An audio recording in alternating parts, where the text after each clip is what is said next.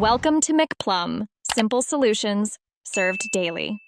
You start by confirming the iPhone and Apple Watch are paired and charged. This prevents interruptions. Once paired, open the Apple Watch app on your iPhone and keep devices close.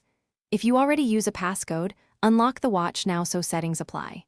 Next, tap the My Watch tab to begin. This is where time-related options live. Make sure Do Not Disturb or Airplane Mode is off, because they can hide status icons and slow sync between devices. Once in My Watch, go to General and then Date and Time to access the controls.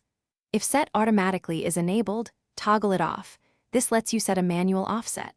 Use the on-screen time controls or the digital crown on the watch to choose the exact minutes ahead or behind. Small offsets are common for workplace requirements. As you change values, the watch preview updates.